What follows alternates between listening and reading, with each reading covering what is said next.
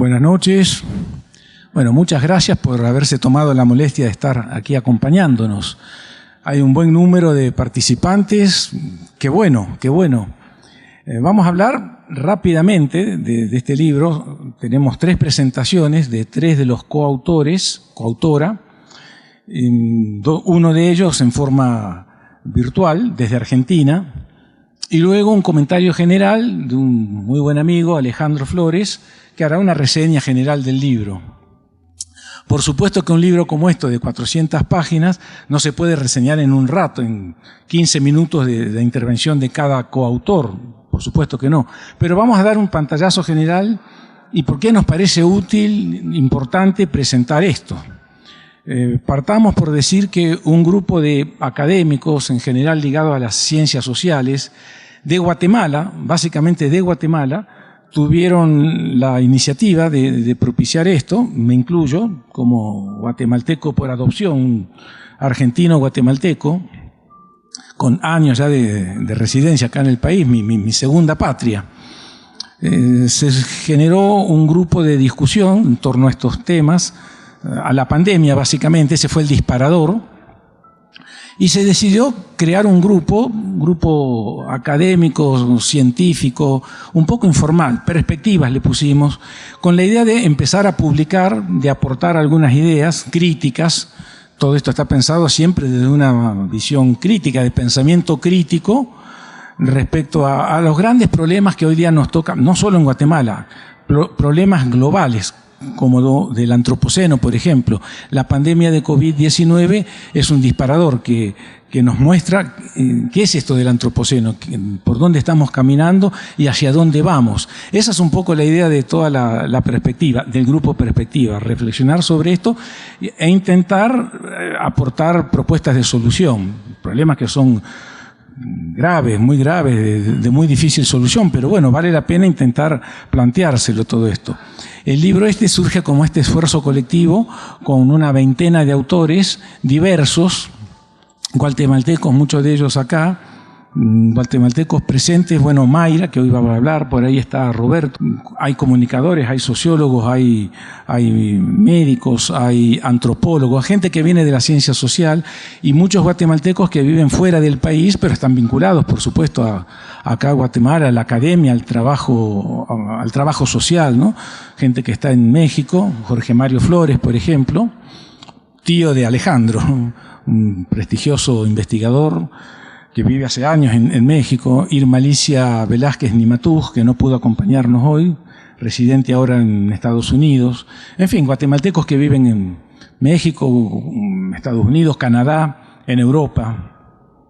Mario de León, que es el compilador, vive en Inglaterra, un académico guatemalteco británico.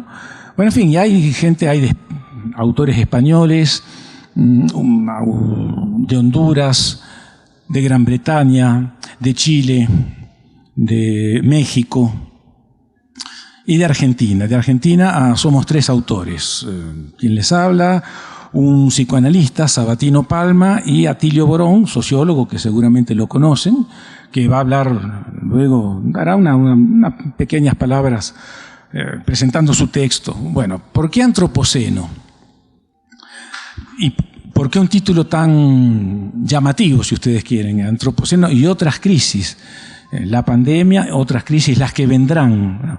Antropoceno es un término muy nuevo, término que se está acuñando, todavía no está oficialmente aceptado por el cuerpo de geólogos, pero ya empieza a tener un peso considerable, ya se lo toma como un término que dice mucho y que debe estar presente en la discusión. Antropoceno, incluso nos podríamos atrever a decir capitaloceno, creo que con más precisión aún, ¿no? Capitaloceno. ¿Por qué? Una era geológica centrada en el trabajo humano, el trabajo, pero no solo como constructor de riqueza, sino un trabajo destructivo, que pone en serio peligro toda forma de vida sobre el planeta.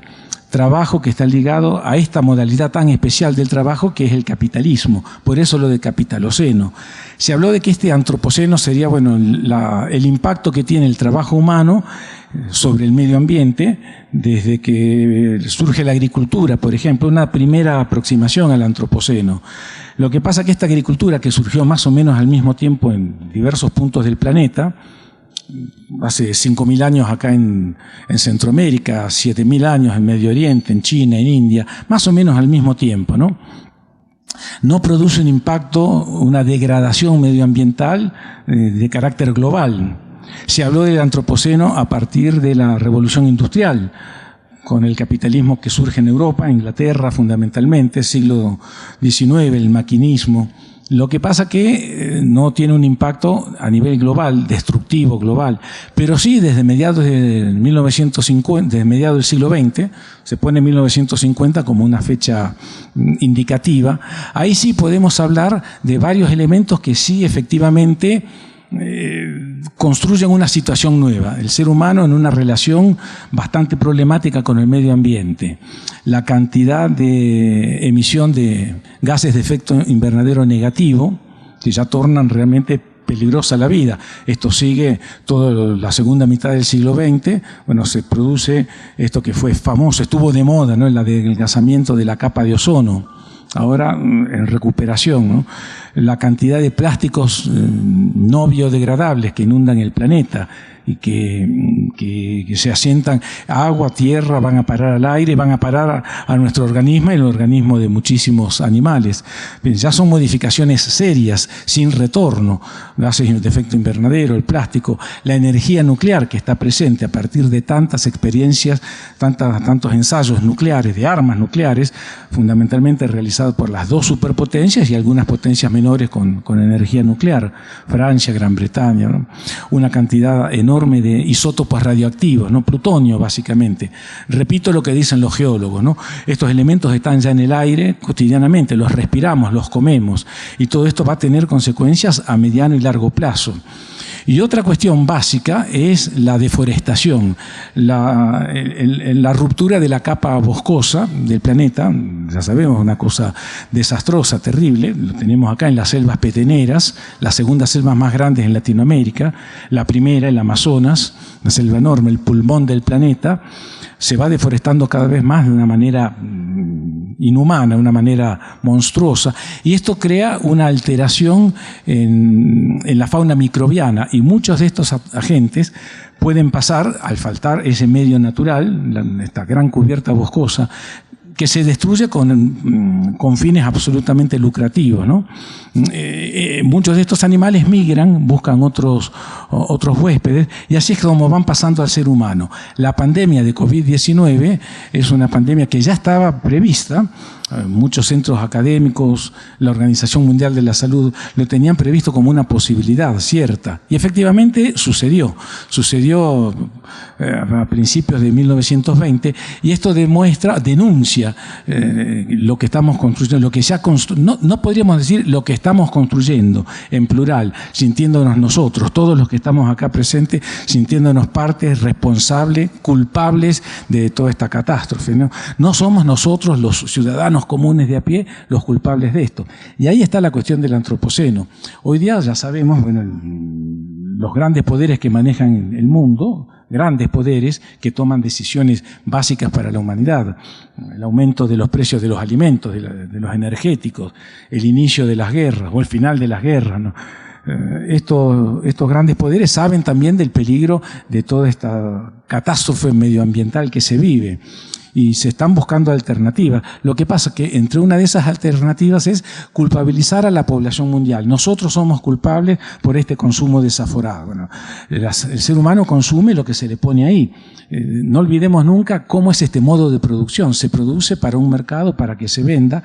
Desde hace años, desde hace décadas, se ha impuesto esto que se llama obsolescencia programada, o sea, fabricar cosas con una fecha de caducidad ya establecida arbitrariamente, para que se rompa la computadora, el celular, la ropa, la cámara filmadora, que se rompa rápido, los electrodomésticos, los carros, etcétera, y haya que recambiar. Esto es un circuito interminable medio loco, porque atenta contra el medio ambiente, atenta de una manera criminal. Entonces, nosotros no somos directamente nosotros consumidores. Hoy día está en la cresta de la ola mediática el tema del reciclaje. Acá en Guatemala se está empezando a incorporar esto, se iba a comenzar ahora en agosto, se postergó unos meses, un año, en fin. Está muy bien reciclar, pero todo ese proceso de reciclaje, que es muy sano, logra detener la contaminación global solo en un 1 a 2%. O sea, que es importante reciclar, pero fíjense, nosotros somos los consumidores somos los culpables de esto.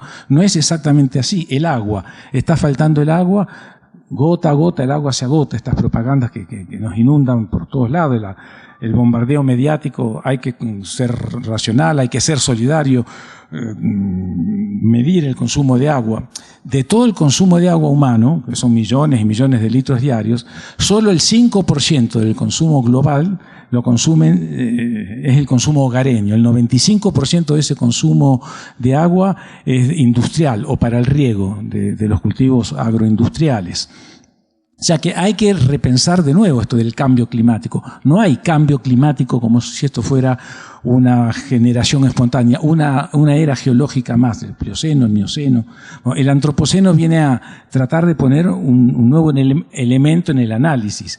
Este modo de producción, surgido en Europa, en el Renacimiento, desde antes, ¿no?, del siglo XIII, que va creciendo, se consolida. El capitalismo, si uno quiere, tiene 6, 7 siglos desde que surge, ¿no?, como idea de producción y de consumo. Tiene mucho que perder, ha ganado muchísimo, tiene muchísimo dinero, muchísima riqueza acumulada. Por eso no es fácil que cambie esto, y no cambia, y está blindado. Y si bien encuentra ahora algunas alternativas muy tibias para salir de este consumo irracional de, por ejemplo, los combustibles fósiles, el capitalismo ha producido esta pandemia y seguramente podrá producir otras más. Están previstas otras pandemias que tienen que ver con nuestra salud, la salud humana y la salud animal y la salud vegetal.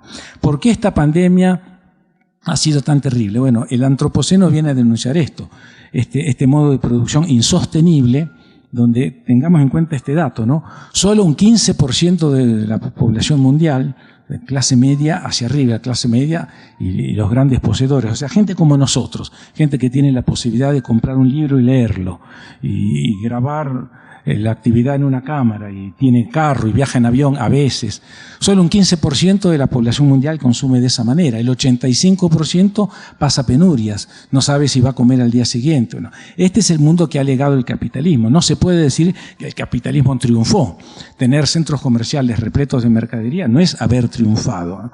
Es un mundo irracional, sin salida, inviable, tal como se mueve.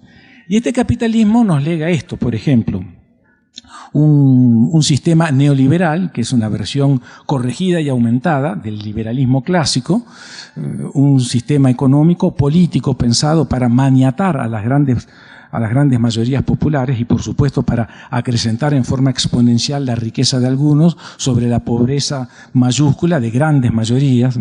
El neoliberalismo ha privatizado todo lo privatizable, y la aparición de un nuevo germen patógeno como el SARS-CoV-2 ha demostrado que con esa privatización y el quiebre absoluto de los sistemas públicos de salud, la población humana en general, salvo algunos países que sí tenían y siguen teniendo sistemas de salud público bien organizados, Cuba, China, la República Popular China, Vietnam, Japón también tenía un país capitalista.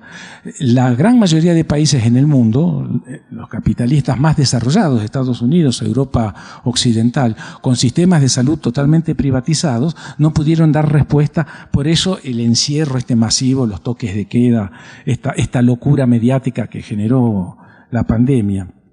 La pandemia pasó, es muy probable que puedan venir otras, ya se están esperando otras. La Organización Mundial de la Salud nos alienta de futuras pandemias que podrán ser tan letales como esta o más. Dato interesante y no olvidarlo, y con esto voy cerrando. La pandemia estuvo en la cresta de la ola mediática por mucho tiempo porque era una monstruosidad. En su momento cúspide llegó a producir entre 6 y 7.000 muertes diarias. O sea, la curva epidemiológica estaba en su punto máximo. Esa curva epidemiológica bajó Dejamos de hablar de la pandemia, ya no usamos mascarilla, ya no nos lavamos las manos con gel todo el tiempo, etcétera, ¿no? Hay otras enfermedades y otros problemas humanos, por eso esta idea de reflexionar sobre el antropoceno, sobre el mundo, sobre la globalización, para dónde va el mundo. Hay otros problemas humanos acuciantes que producen tanto o más o muchísimo más desastre que la pandemia. 7.000 muertos diarios. La falta de alimentos, la falta de nutrientes en el cuerpo humano produce 20.000 muertos diarios. Fíjense, 20.000, casi el triple. Y esa curva epidemiológica no ha bajado. Siguen muriendo todos los días en el mundo 20.000 personas por hambre, por inanición, o causas directamente relacionadas con la falta de nutrientes, en un mundo donde hay un 40% más de alimento disponible. O sea, es un mundo inviable, sin duda. Nosotros estamos en ese 15% que todavía comemos todos los días y podemos discutir sobre estas cosas. Bueno, la idea de generar este grupo de discusión, presentar este libro que está acá a la venta, 200 quetzales, versión en papel, o en versión electrónica, se puede conseguir, editorial Ibuku, una editorial de Estados Unidos, de California. En Amazon se consigue $15. Es poner en cuestión todo esto que decíamos, ¿no es cierto? La pandemia nos deja todo esto y deja muchísimas cosas más como para reflexionar. El neoliberalismo mata. La post-pandemia, la nueva normalidad, nos ha mostrado esto. La solidaridad humana, que no la da la cooperación internacional, la llamada cooperación internacional, ni los mecenazgos de fundaciones privadas como, bueno, todas las que conocemos, Fundación Bill Gates, Ford, Rockefeller, Soros, etcétera, son dádivas eso finalmente. Con eso no se pueden resolver estos acuciantes problemas de la humanidad. Durante la pandemia, la solidaridad humana mostró que no está presente. Los países más desarrollados, con mayor poder adquisitivo, llegaron a captar, como Canadá, por ejemplo, 4 veces más de la dosis de la dotación de vacunas necesarias para vacunar a su población, mientras países del África subsahariana, del África negra, solo recibieron 1 dosis. Mientras hay gente, probablemente acá haya más de alguno, hay gente en el mundo que ya recibió 5 dosis. Evidentemente, el mundo, tal como está organizado, abre muchas inquietudes, terribles inquietudes, que hay que empezar a enfrentar con idea de transformarlo. Bueno, esto es apenas una introducción. Hay muchísimo para hablar, no me puedo extender. Le dejaría la palabra entonces a Mayra Recinos, una de las coautoras, médica, psiquiatra y epidemióloga, pero que escribe desde una mirada más social. Bueno, la pasamos a Mayra entonces.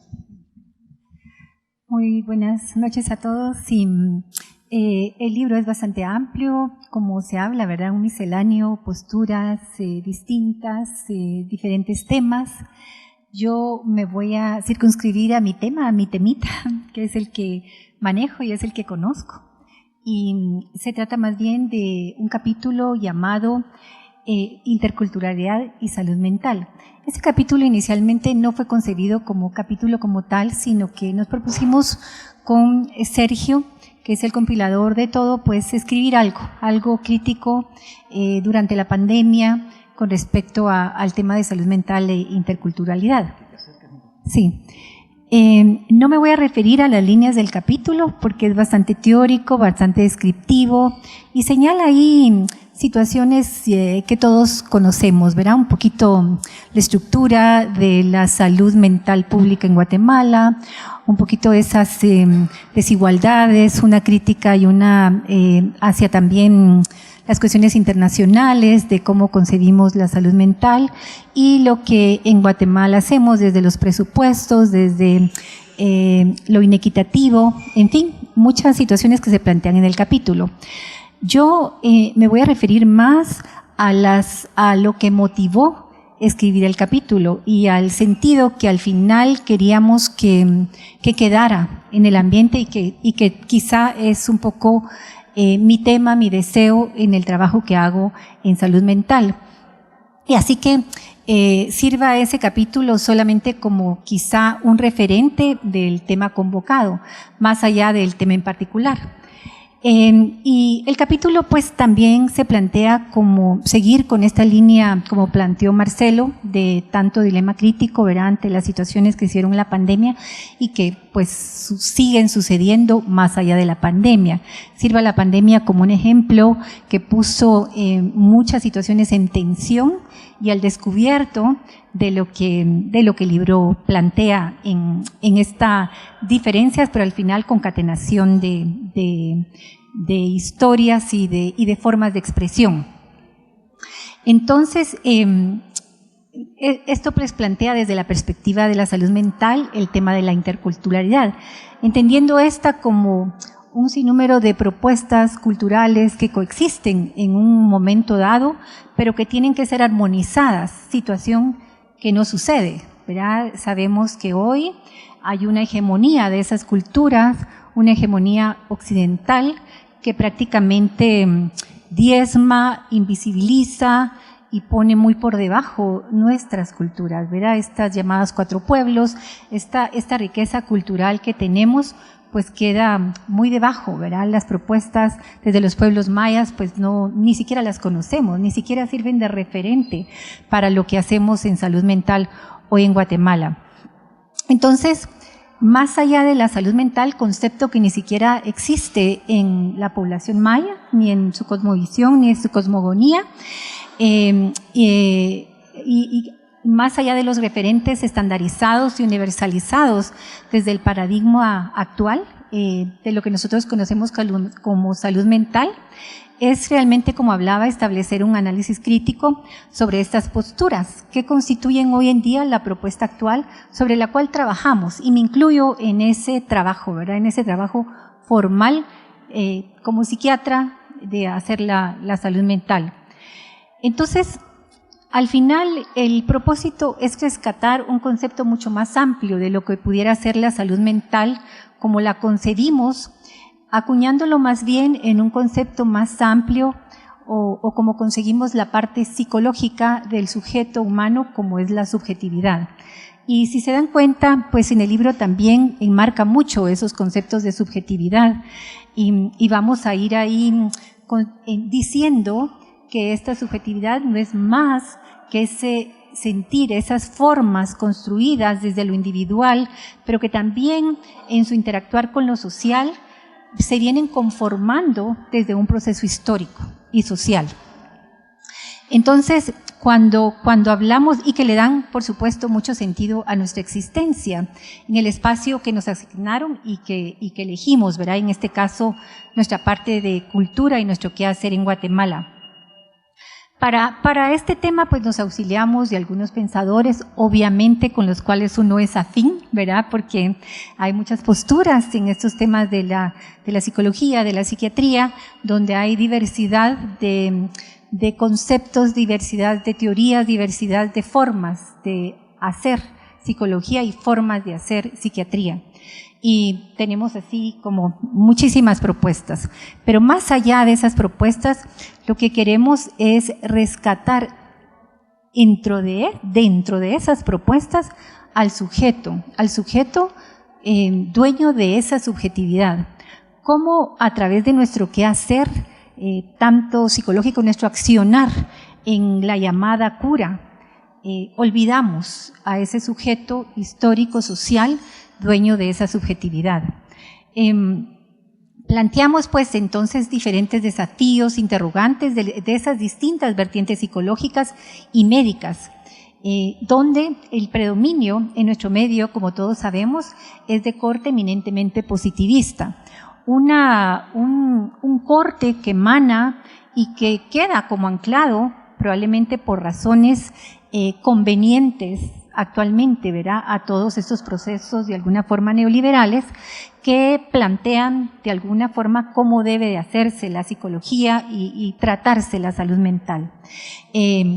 Por ejemplo, vemos cómo surgen pensamientos en el orden mundial desde 1930, por ejemplo, donde se comenzaba a pensar de una forma distinta y de alguna forma esto que estamos hablando de la subjetividad se comienza a plantear y comienza a dar unas luces, ¿verdad?, a través de muchos autores, entre algunos de ellos famosos como Vygotsky, ¿verdad?, Rubinstein, que plantearon esas formas y plantearon cómo el sujeto humano dueño de esa subjetividad también era parte de esa conformación de toda una subjetividad social.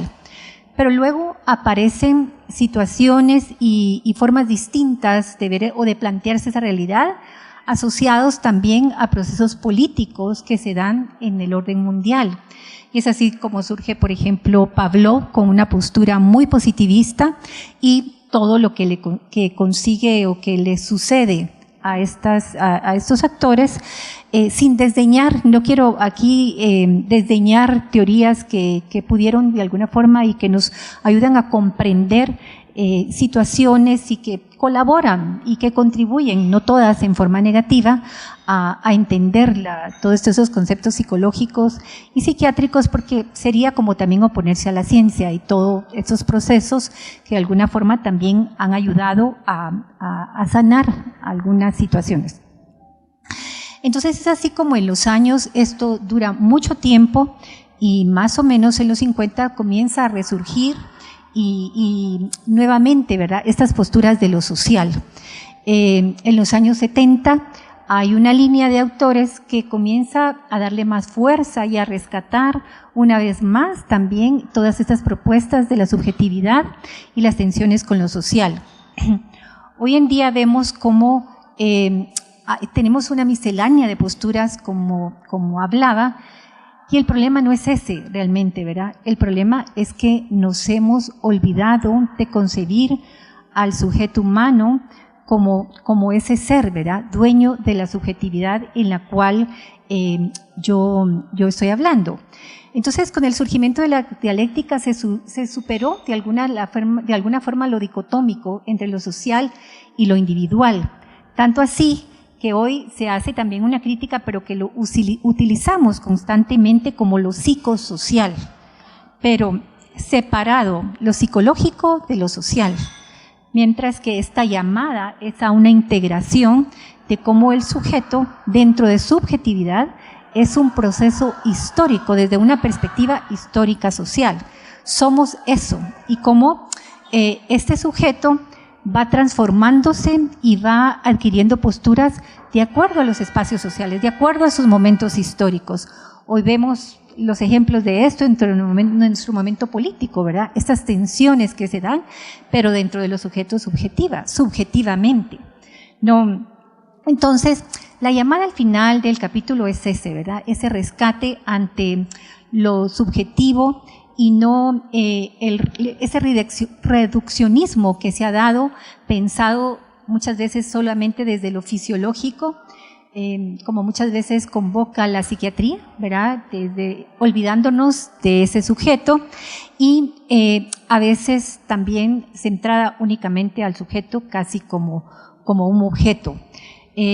Una orientación quizá muy diseminada hacia una ciencia natural objetiva, que ha representado probablemente este obstáculo, ¿verdad?, enorme hacia el avance de una definición nueva ontológica del psiquismo humano.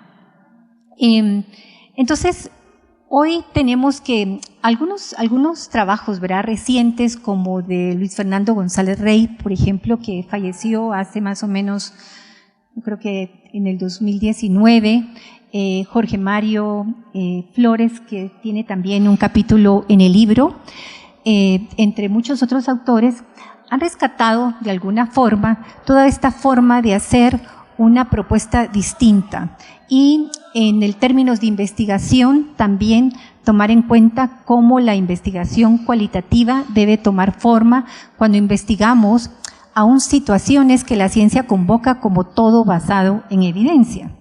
Porque no todo puede ser evidente, ¿verdad? Porque entonces es cuando es el primer paso a desdeñar y opacar y de alguna forma dejar al margen todo este proceso de la teoría de la subjetividad, en la cual tiene sus bases en esta perspectiva histórica cultural de complejidad, ¿verdad?, y en una epistemología desarrollada precisamente para abordar la subjetividad desde la investigación cualitativa, como lo estoy mencionando. Entonces, lo que se pretende es aportar con esto, llevar este pensamiento hacia unas formas distintas de rescate de lo humano y de ese sujeto social, y de tomar en cuenta desde las ciencias que hoy nos complejizan, ¿verdad? Y que hoy forman parte de este sistema del quehacer psicológico y psiquiátrico. Como vemos, usamos referentes como los DSM, por ejemplo, ¿verdad? Enmarcado por la Asociación Psiquiátrica Americana. Usamos, por ejemplo, los referentes de la OMS, donde el sujeto al que tratamos tiene que estar enmarcado en algún diagnóstico y alguna descripción de lo que ahí aparece, ¿verdad? O sea, sí o sí. No hay otra formas distintas de ver a ese sujeto, más que de una forma patologizante. Entonces, al final, el sentido subjetivo lo que trata de rescatar es la forma en que una persona va a vivir subjetivamente su experiencia. Y vamos a pensarlo como todo aquel simbolismo y emoción donde emerge uno de ellos, pero sin convertirse necesariamente en una sola causa. Y se van formando verdaderas cadenas de formas muy diversas de expresión, según el contexto de cada persona. Es decir, que rescata lo simbólico y lo emocional más allá de esa forma descriptiva que hoy tenemos de hacer psicología y psiquiatría, ¿verdad?, llamada salud mental.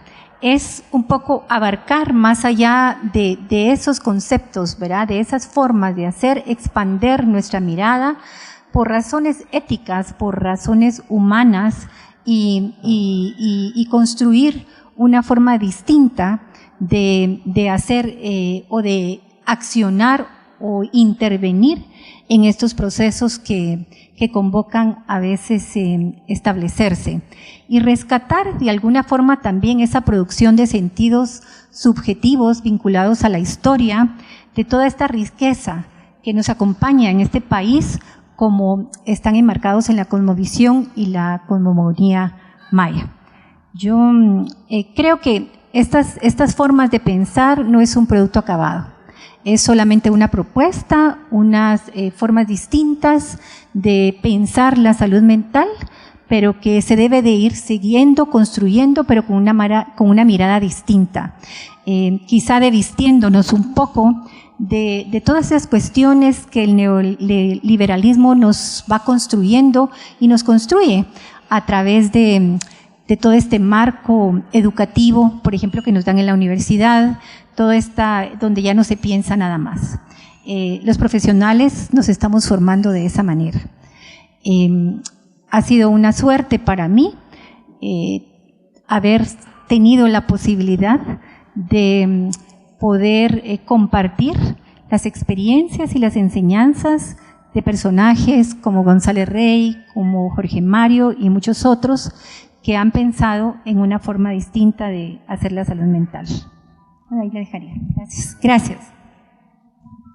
Muy bien, gracias, Mayra. Paso. Muy bien, pasamos al tercer panelista que nos va a acompañar desde Argentina, Atilio Borón. ¿Ya está conectado? Bueno, mientras se va conectando Atilio, el libro, como recién decíamos, no es un variopinto de autores que tienen distintos recorridos. En ningún caso, ninguno de los textos presentados tiene una mirada solamente médica, biomédica, clínica de la pandemia como enfermedad, sino que hay una reflexión más bien desde el pensamiento crítico de qué significó y qué sigue significando el SARS-CoV-2 con esta enfermedad nueva, el COVID-19, y por qué tuvo el impacto que tuvo. Entonces, yo no sé, perdón, Rubén, ¿ya podemos darle entrada? Bueno, Atilio, ¿nos estás escuchando? Ahí está, bueno. Atilio Borón, creo que todos lo conocen, sociólogo, politólogo argentino, autor de uno de los capítulos. Bueno, te escuchamos, acá hay una buena cantidad de gente, le podemos mentir, hay como 600 personas, no los está viendo.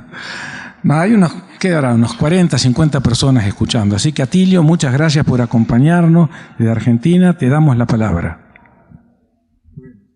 Gracias a ustedes. Perdonen, tuve algunas dificultades para conectarme, pero ya está. Yo quería decir que realmente fue un placer muy grande participar en la redacción de este volumen colectivo, ¿verdad? Compilado por Mario C. de León.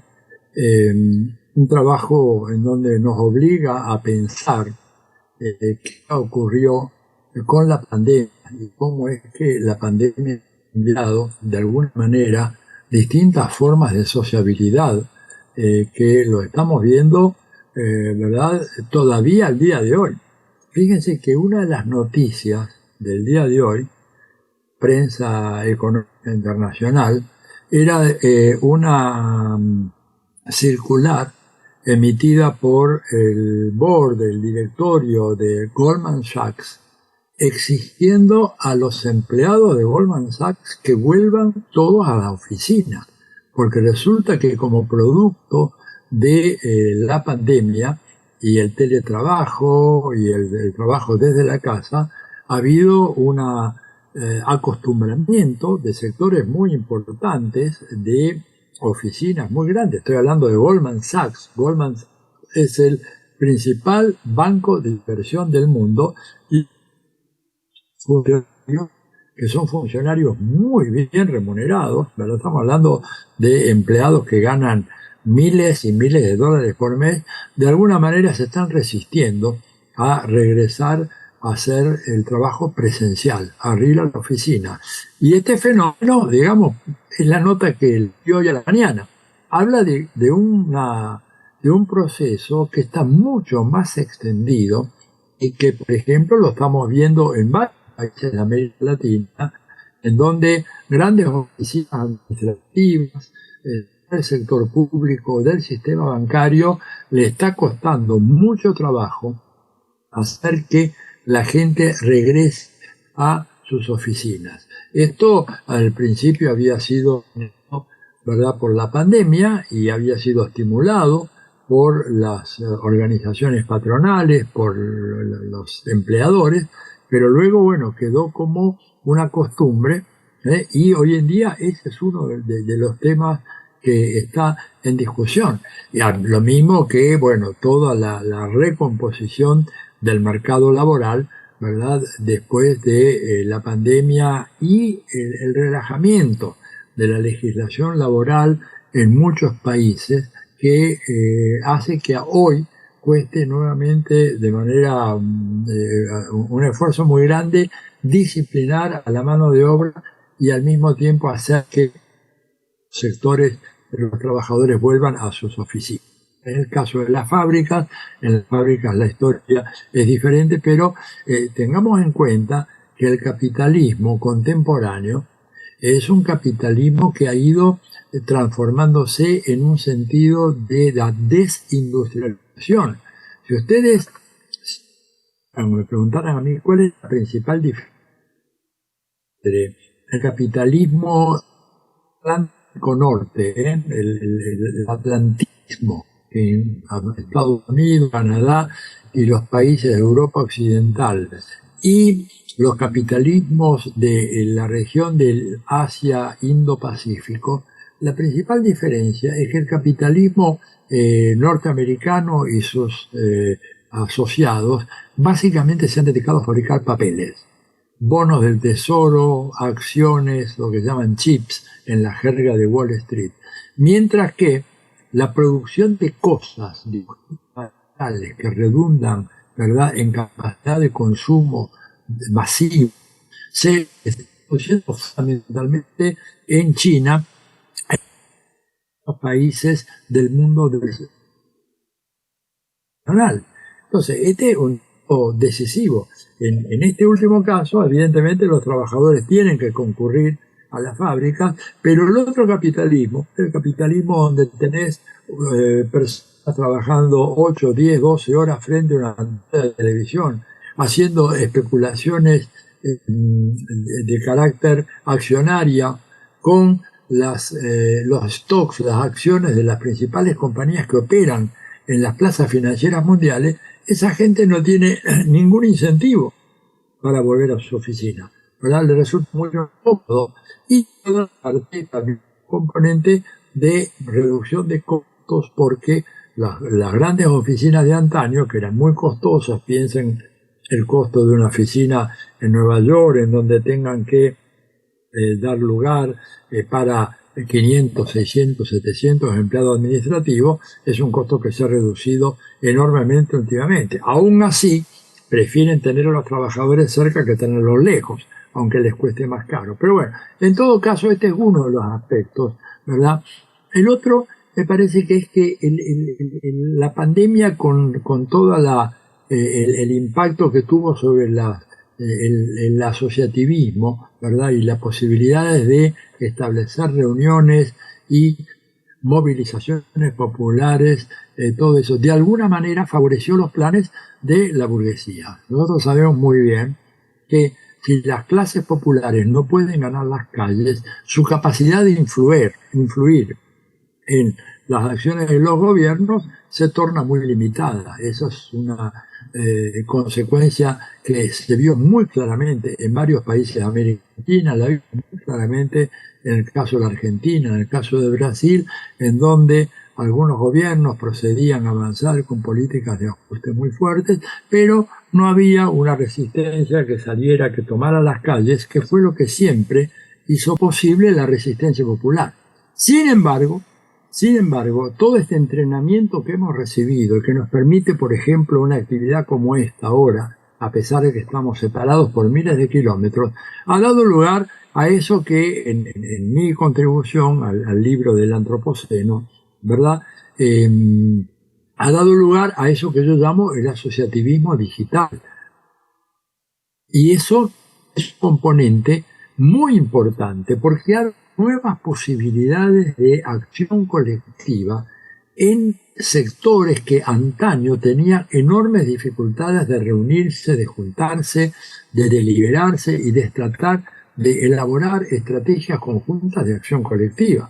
Piensen, por ejemplo, en países como la India, países como Brasil, ¿no es cierto?, países como México, países muy grandes en territorio, también la Argentina, ¿verdad?, en donde para coordinar una acción en contra de grandes transnacionales que están destruyendo, por ejemplo, el medio ambiente en la cordillera de los Andes, en el caso de Sudamérica, o en la Amazonía, especialmente en el caso de Brasil.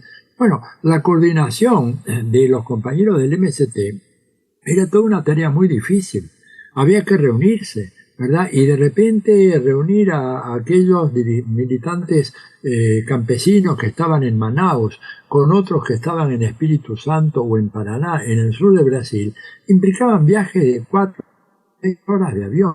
Encontrarse en un punto medio como Brasilia, por ejemplo, con costos enormes, que hoy en día pueden salvarse apelando a esta metodología, ¿verdad? O sea, en ese sentido, una de las lecciones que nos ha dejado el mundo de la pandemia y la pospandemia es que tenemos posibilidades de establecer estrategias de acción colectiva utilizando los recursos que nos dan estas nuevas tecnologías, ¿verdad?, que permiten, no reemplazan la presencialidad, yo no estoy diciendo nada como eso, pero sí permiten tener una opción que no es la óptima, que es subóptima, pero que permite de todas maneras resolver este tema, establecer estrategias comunes de acción colectiva entre actores sociales que están separados por grandes distancias. Esto me parece otra de las cuestiones importantes. Lo otro que me parece que ha sido claramente consecuencia y salió muy fuertemente como producto de la pandemia y el proceso posterior de recuperación, es de que estamos, ¿verdad?, en un mundo que se ha ido transformando de una manera muy fuerte en un sistema internacional, que yo diría de que ese sistema internacional prácticamente ha tenido su partida de nacimiento el día de hoy en Sudáfrica. En el momento en que los BRICS, ¿verdad?, que se reunieron en la cumbre presidencial de Sudáfrica, anunciaron la ampliación de los BRICS para incluir un conjunto de 6 países más, con lo cual los BRICS, que ya eran en su formulación original los 5 países que originariamente constituían el BRICS, que era Brasil, Rusia, India, China y Sudáfrica, hoy en día estamos hablando de un conjunto de 11 países. Si ya los 5 eran países que tenían una gravitación económica superior, un Producto Bruto superior al Producto Bruto de los países del G7, hoy en día los BRICS representan una porción mucho mayor de la economía mundial. O sea, ha habido ya un desplazamiento del centro de la economía mundial, alejándose de el área del Atlántico Norte, Estados Unidos, Canadá y los países europeos, desplazándose hacia el sur global y fundamentalmente con epicentro en Asia Meridional, en la China y en la India.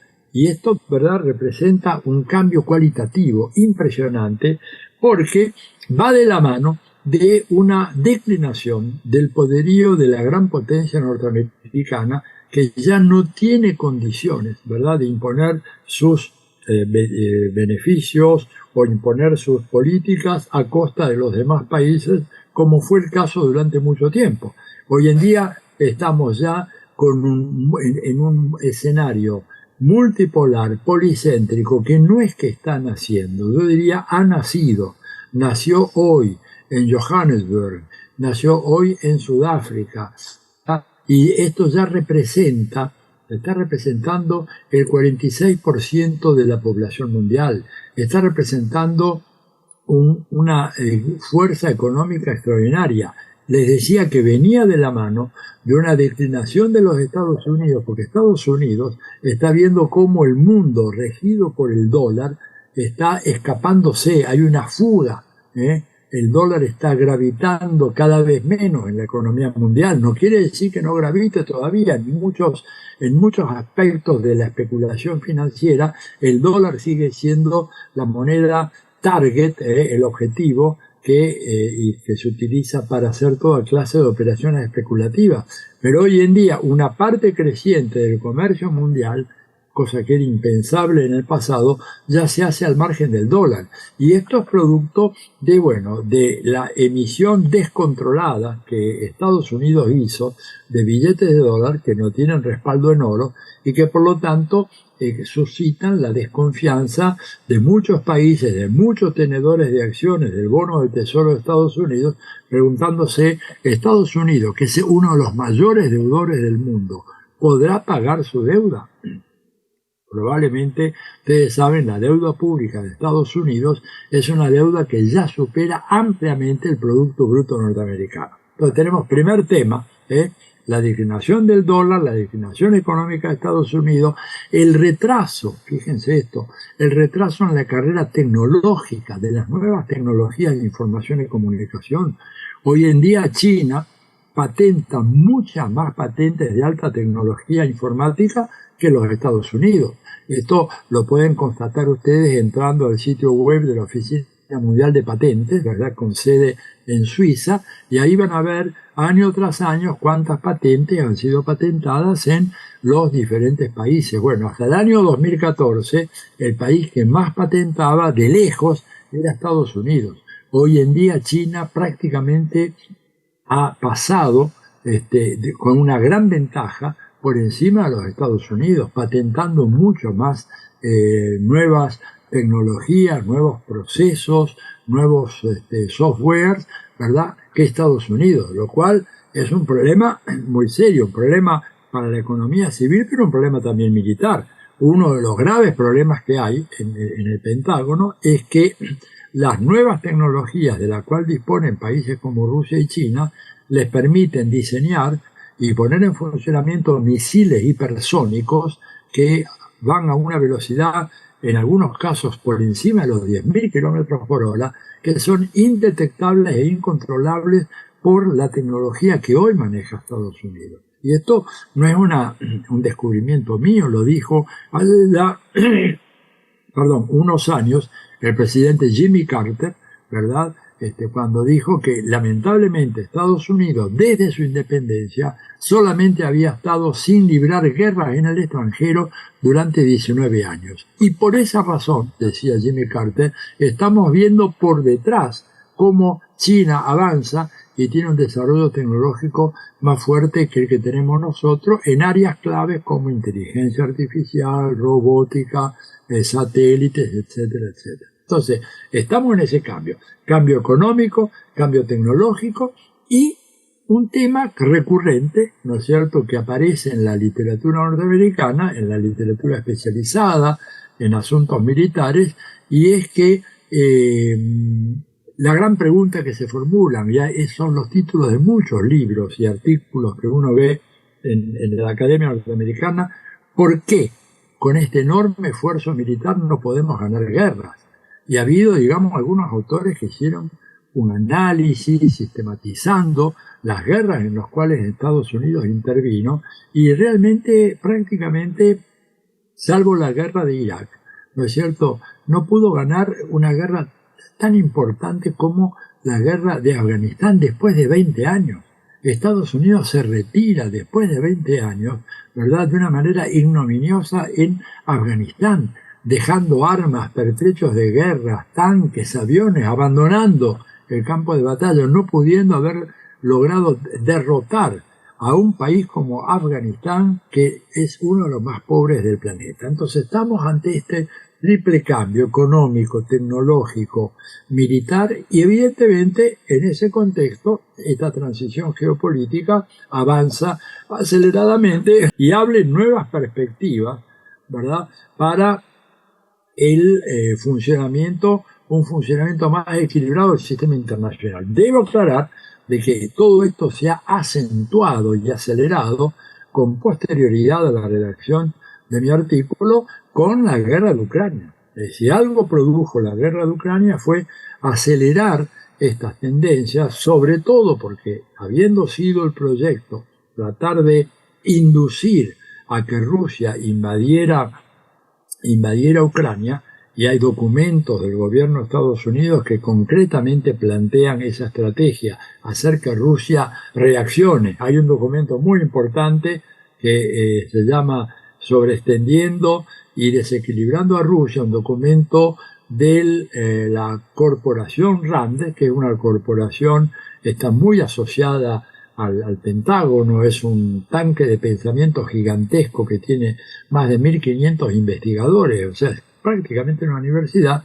Ellos produjeron este documento muy importante y en donde planeaban una hoja de ruta para el gobierno de Estados Unidos y decía lo que Estados Unidos tiene que hacer es instalar armas letales en la frontera entre Rusia y Ucrania para que Rusia reaccione, se desangre en una guerra y luego Estados Unidos pueda llevar adelante en Rusia lo que hizo en Yugoslavia, es decir, la partición de Rusia en 8 o 10 estados que no van a tener gravitación internacional. Como estoy viendo que el tiempo se me está acortando y no quería abusar de lo que habíamos acordado, quiero simplemente decir de que estamos realmente en un momento muy especial, en un momento en donde me atrevería a decir es el más importante desde el año 1991-1992, principio del 92, ustedes recordarán, se produjo la implosión, el derrumbe de la Unión Soviética. Y ahí el mundo entró en una senda del unipolarismo norteamericano. El unipolarismo americano, de la fundación del nuevo siglo americano, el unipolarismo que años después daría lugar a la aparición de Donald Trump con el Hagamos América Grande otra vez, etc. Bueno, yo digo, el momento actual es un momento equivalente. Es un momento en donde se muere el unipolarismo, emerge con fuerza, ya consolidado, el mundo, un orden multipolar que tiene una enorme ventaja para nosotros que somos ciudadanos y ciudadanas del sur global, que es un orden multipolar post-hegemónico. Acá no hay una hegemonía ni de la India, ni de China, ni de Rusia que venga a decir qué clase de gobierno tenemos que tener, cómo deben ser las reglas con las cuales manejamos nuestras economías, qué es lo que tenemos que entender por relaciones internacionales fructíferas y cooperativas, sino que es un bloque de países, ¿no es cierto?, que tienen un interés común en salir del atraso, salir del subdesarrollo, tener capacidad de ejercer la autodeterminación nacional sin que nadie emerjan como el gran sheriff mundial, ¿verdad? Y en este sentido, cuando los académicos de la derecha norteamericana decían que Estados Unidos era la nación imprescindible, debemos reconocer que tenían razón. Solo que era imprescindible para desempeñar el papel del sheriff mundial. El sheriff que dice qué es lo que está bien, qué es lo que está mal, qué tipo de gobierno es aceptable, qué tipo de gobierno no lo es, qué líder es bueno, qué líder es malo. Eso se acabó. Y creo que eso, me parece a mí, significa el amanecer, ¿no es cierto?, de un mundo, un sistema internacional mucho más potencialmente promisorio, justo, simétrico y equilibrado en el pasado. Esto fue, bueno, en grandes líneas, algunas de las cuestiones que se ensayaron en el trabajo, que toca otros temas, ¿no es cierto?, por supuesto, toda la problemática fiscal, tributaria del capitalismo pospandémico, las tendencias fenomenales a la concentración de la riqueza en ese capitalismo en donde el 1% más rico cada día se enriquece más de una manera absolutamente incontrolable y que hace que el capitalismo esté, ¿verdad?, asomándose a una crisis sistémica de muy difícil resolución dentro de los marcos tradicionalmente aceptados por las élites capitalistas. Tanto es así que muchos de ellos, por ejemplo en Davos, están pensando que la única manera como el capitalismo puede salir de esa crisis es con un capitalismo mucho más estatista, mucho menos orientado por los mercados y sí mucho más dependiente de una gestión de la cosa pública que facilite el proceso de acumulación capitalista, pero que eso no se puede hacer, por supuesto, si es que no hay una contrapartida de redistribución de la riqueza social. Bueno, esto es, digamos, de manera muy sucinta lo que quería plantearles y agradecerles mucho por la paciencia en escucharme. Buenas tardes. Muchas gracias, Atilio. Te invitamos a que te quedes ahí conectado por si hay preguntas luego. Le damos la palabra entonces a alguien que es comentarista. Él no es coautor del libro, Alejandro Flores, pero quien recientemente publicó y en esta misma sala lo presentó hace un mes, un libro sobre justamente la temática esta de la pandemia. No hablaban del antropoceno ahí, pero bueno, tuvo la gentileza de revisar nuestro material y hoy nos comenta algo. Así que te escuchamos, Alejandro. Haciéndole publicidad a la competencia. Bueno, es un placer estar aquí esta noche comentando el libro sobre el antropoceno y otras pandemias que fue coordinado y compilado por Mario de León. Considero que este libro se erige como una pieza muy importante entre el conjunto de discusiones globales que surgieron a raíz de la pandemia de la COVID-19 y que marcaron el inicio de algo que me gusta ver como un nuevo género de época, el género de pandemia, y ahora estaríamos hablando tal vez del género de la pospandemia. Género editorial, por supuesto, ¿verdad? Desde 2020, una marea de publicaciones, debates y diálogos inundó espacios académicos, digitales, galerías de arte y plazas públicas. Cada uno a su manera intentaba descifrar las consecuencias a largo plazo de la pandemia y su posible influencia en la transformación de la sociedad, la política, la economía, la cultura. Publicaciones como La sopa de Wuhan, por ejemplo, dejaron una huella seminal en la cultura editorial contemporánea. Lo que destaca de este género es su rica diversidad y enfoque multidisciplinario. Las voces que se escuchan no se limitan a círculos académicos, también participan artistas, activistas, escritores que ofrecen perspectivas innovadoras que desafían las narrativas dominantes. Estas voces nos impulsan a reconsiderar cuestiones esenciales desde nuestra concepción del desarrollo y la comunidad hasta el papel que desempeña la tecnología en nuestras vidas y cómo podemos diseñar un futuro más justo y sostenible.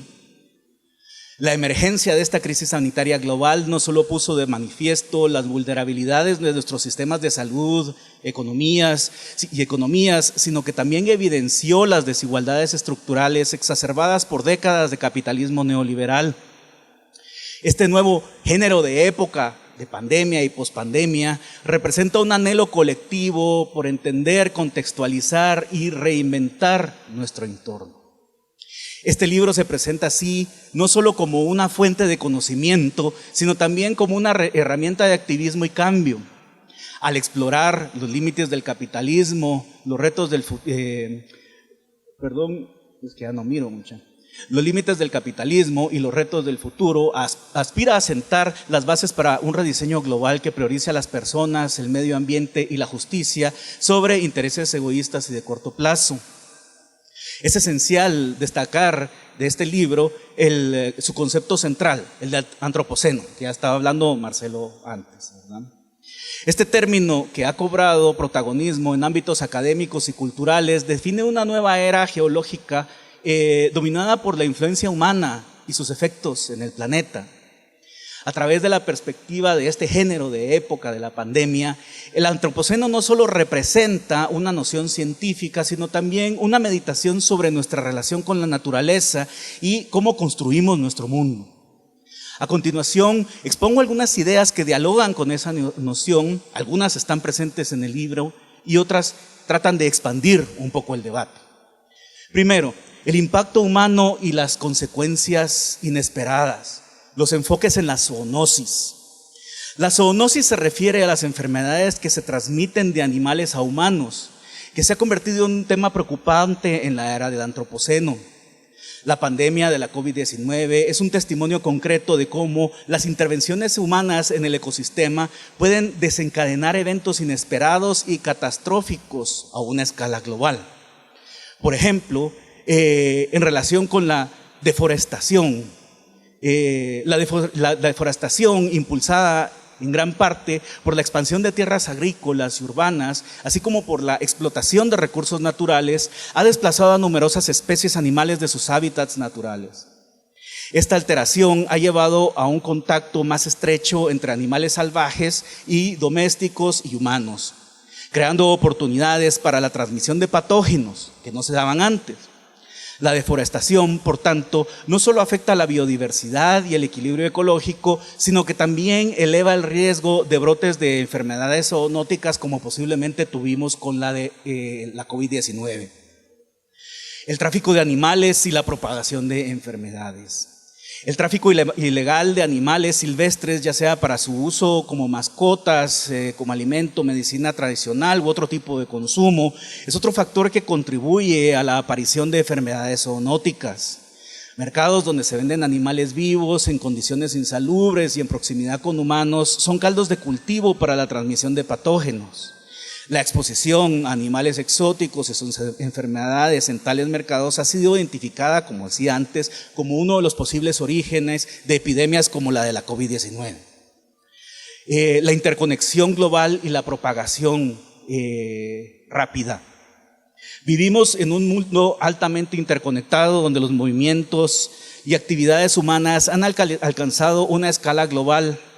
Esta interconexión, si bien tiene sus ventajas, también significa que un brote de enfermedad en un rincón del mundo, ¿sí? Así como teníamos ahorita comunicación con Atilio, puede convertirse rápidamente en una crisis que tenga impactos en el resto del planeta.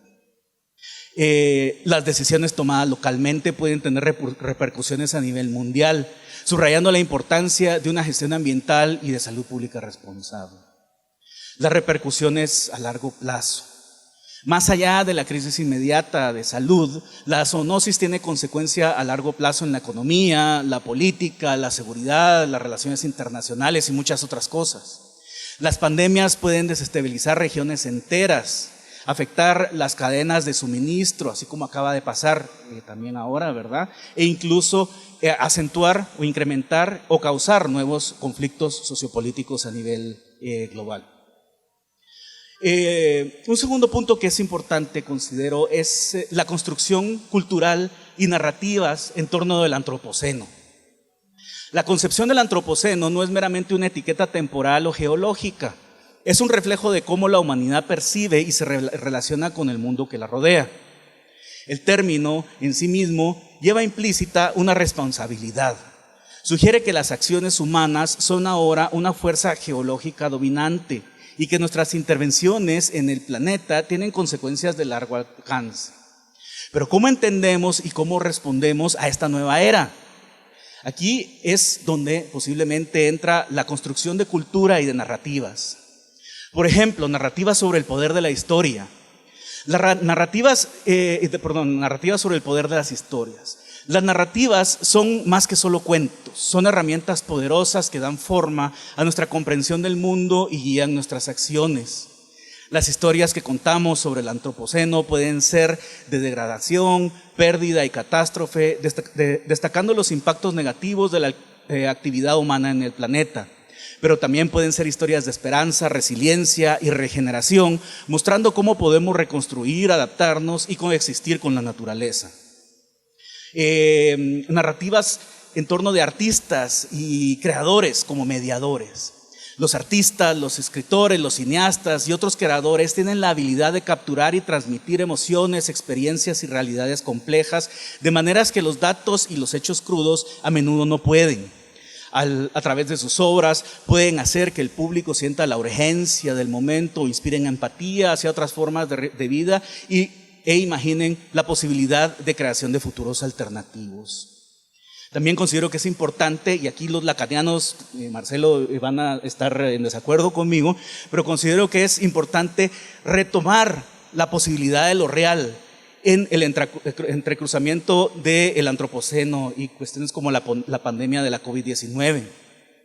En el contexto de la pandemia de la COVID-19 se presentó la necesidad de reevaluar nuestra comprensión de lo real. Y esto se volvió algo primordial. Una dimensión de este entrecruzamiento es la creciente desconfianza hacia la ciencia. A medida que la pandemia se desataba, observamos oleadas de escepticismo, teorías conspirativas y de desinformación que cuestionaban la validez y las intenciones, por ejemplo, de las comunidades científicas. Esta desconfianza en un momento tan crítico exacerbó la crisis al socavar, por ejemplo, medidas preventivas y de mitigación que eran urgentes. La irrupción de la COVID-19 reveló cuán íntimamente conectadas están nuestras acciones humanas con los sistemas ecológicos y cómo esta interacción puede tener consecuencias muy reales y directas en nuestra salud, en nuestra economía y también en nuestro tejido social. En ese escenario, lo real no es solo un concepto filosófico, sino que se convierte en una llamada urgente para reenfocar y anclar nuestras acciones y narrativas en realidades concretas, palpables de nuestro entorno.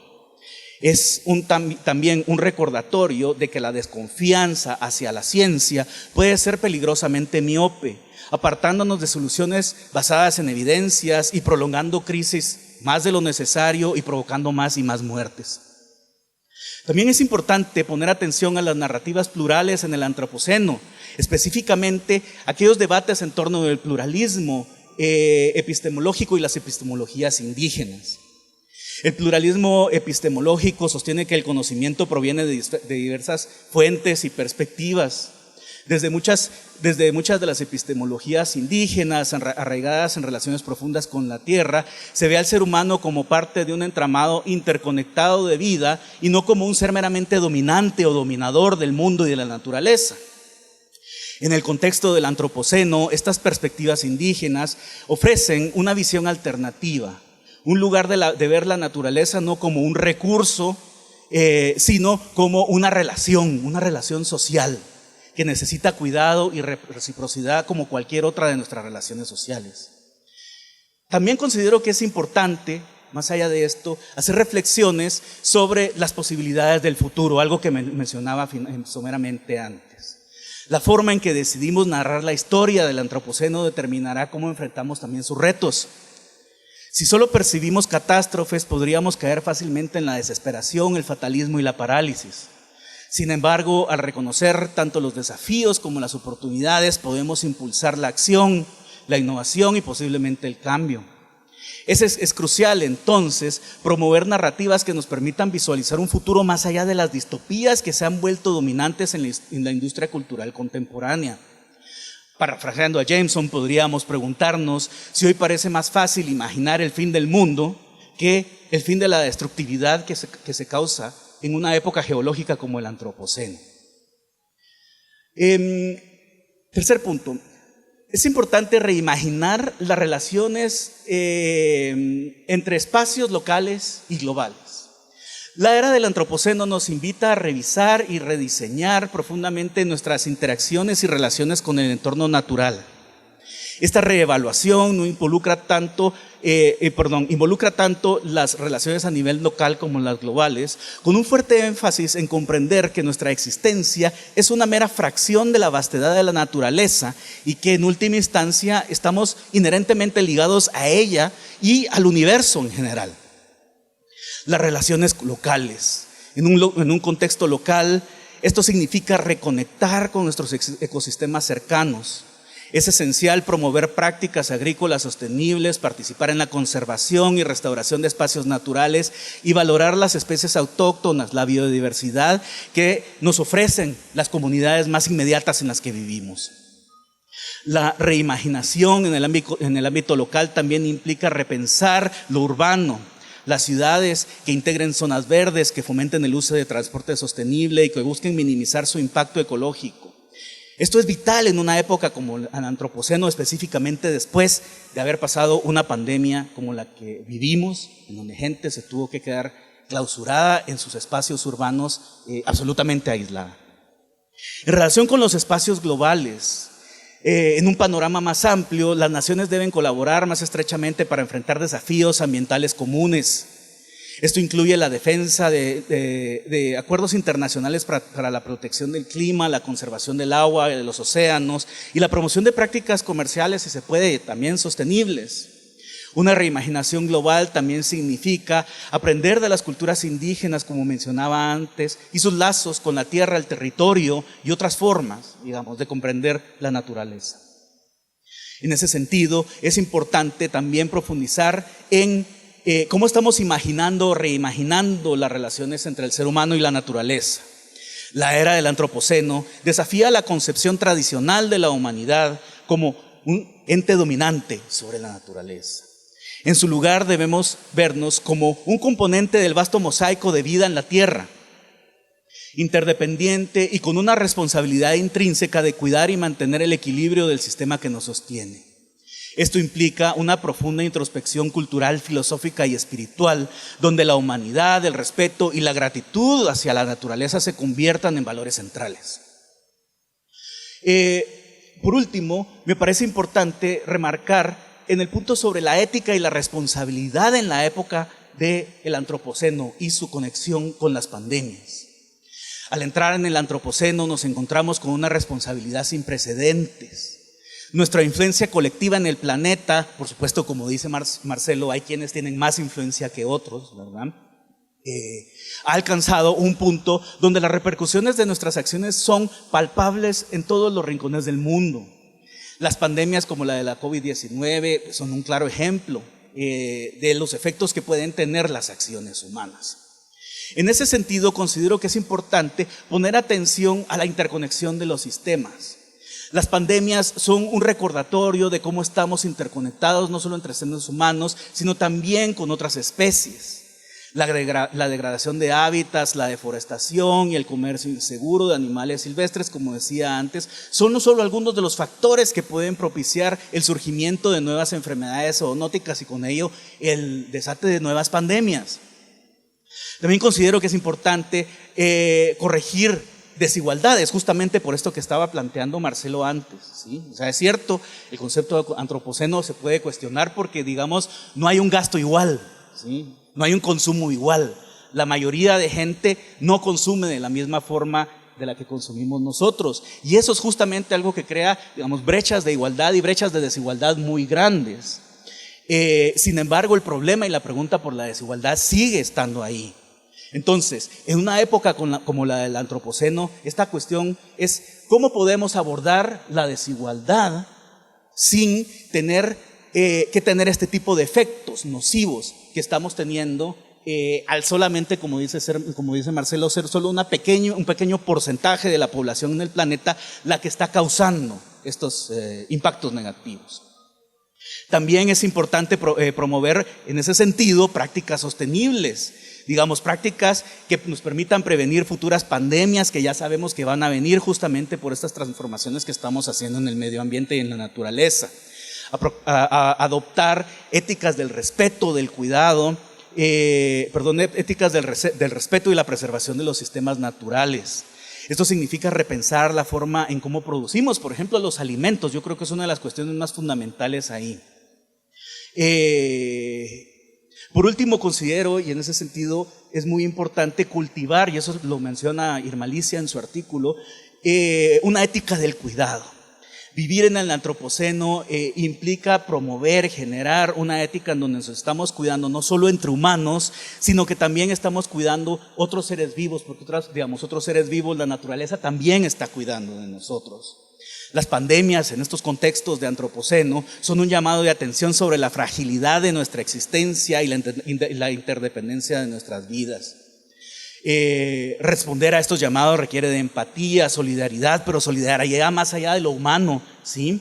Y plantear una renovada apreciación de la relación que tenemos y la interconexión que existe entre todas las cosas. Sobre las autoras y los autores del texto, pues como decía Marcelo, son 20 autoras y autores, son 24 textos, algunos autores repiten, pero bueno, realmente hacer una visita por cada uno de los textos es difícil, pero es importante mencionar que este volumen no es meramente una colección de escritos, sino que puede verse como un mosaico de estas textualidades que reflejan una diversidad, una complejidad que se plantea en una época como la del antropoceno y justamente en una época como la de la pospandemia que estamos viviendo en la actualidad. Cada ensayo, desde su particular enfoque, se presenta como una pieza única que en conjunto nos brinda una panorámica integral sobre un fenómeno que tristemente y por suerte nos ha tocado vivir a todos y por suerte nos ha tocado sobrevivir también. Estos escritos no solo presentan datos o acontecimientos, nos invitan a reflexionar profundamente sobre las causas subyacentes, los efectos inmediatos y las posibles consecuencias a largo plazo de una crisis sanitaria que se ubica en el corazón mismo de una nueva época geológica que estamos promoviendo los seres humanos y que se está promoviendo justamente por medio de la reproducción de un modelo económico específico. En tal sentido, no me queda más que reconocer y agradecer la labor de las 20 autoras y autores que han aportado a esta obra, que es una pieza fundamental, como decía antes, para esa biblioteca del género de la pandemia y la pospandemia, que ahora la tenemos ubicada en la época del antropoceno. Muchas gracias. Gracias, Alejandro. Y abrimos un espacio entonces de preguntas, comentarios, sugerencias. Aquí estamos a la orden.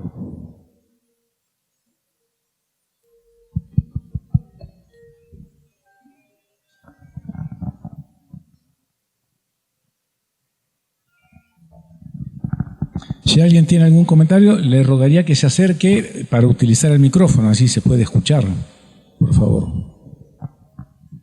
Sí, por favor.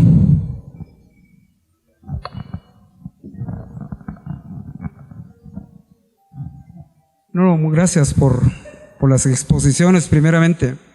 Pero miren, yo estoy con una inquietud. Yo cuando hablamos del retorno a la nueva realidad, pues pude haber creído, a partir de mi ignorancia probablemente, que la humanidad iba a aprender. Y aprender significa cambiar. Pero para mi sorpresa, el consumismo continúa igual. Las guerras continúan igual. La inversión de plata y recursos que se podrían usar, por ejemplo, para combatir el hambre, se están invirtiendo en decenas de miles por cientos de millones en una guerra, especialmente por Occidente. Me pregunto, y esa es la pregunta, ¿habremos aprendido la lección? ¿Es que realmente vamos a entender lo que aquí el compañero explicaba? ¿Estamos viendo al futuro realmente en su realidad? ¿Estamos en riesgo de desaparecer casi como especie? ¿Cómo lo ven ustedes? Esa es mi pregunta.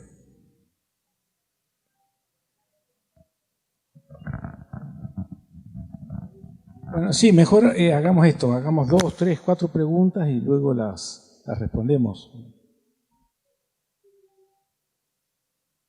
Preguntas, comentarios, aportes, claro.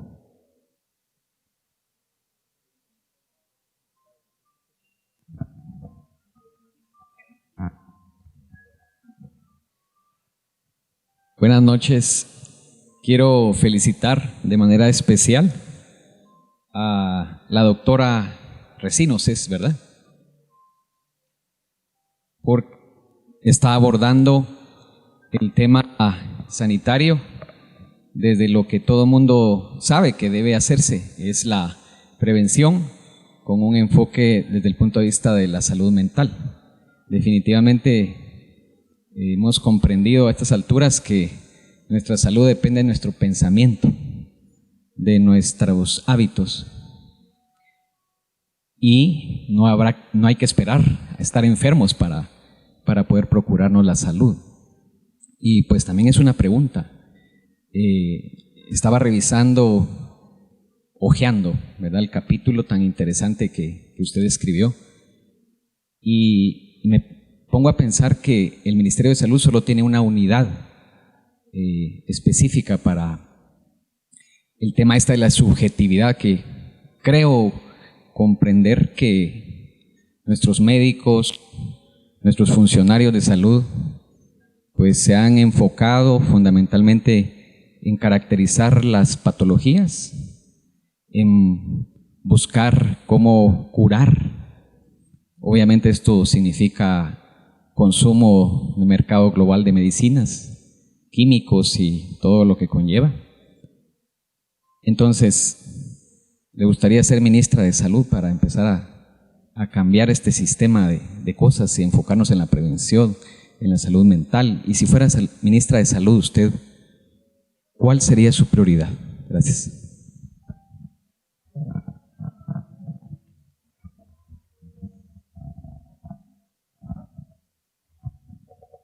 Buenas noches.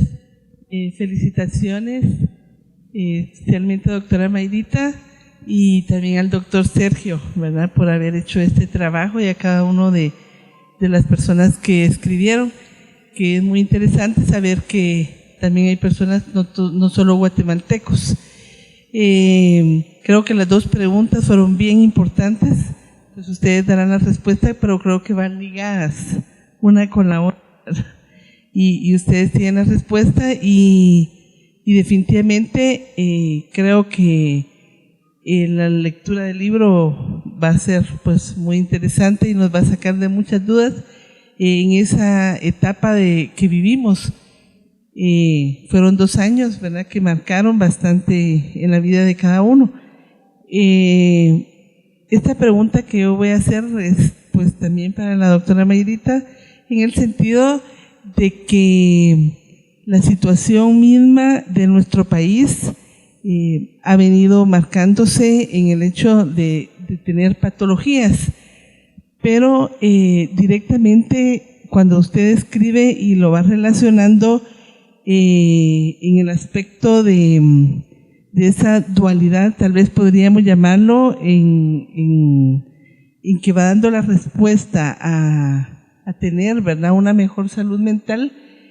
¿Cómo podríamos hacer nosotros para no solo trabajar esas patologías, sino dar al guatemalteco una respuesta que no solo es preventiva, sino ligada a los estilos de vida saludable, pero englobada en nuestro momento, ¿verdad? No sé si logro expresarme, pero es decir, en este momento, ¿cómo podríamos decirle a los guatemaltecos, este es la manera de cómo debe de responder, ¿verdad?, ligada a la respuesta de los 2 años que tuvimos en el COVID.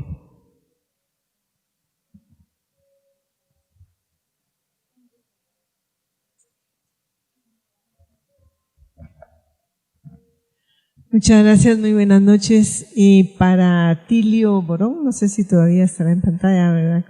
¿Ya no? Ya se fue.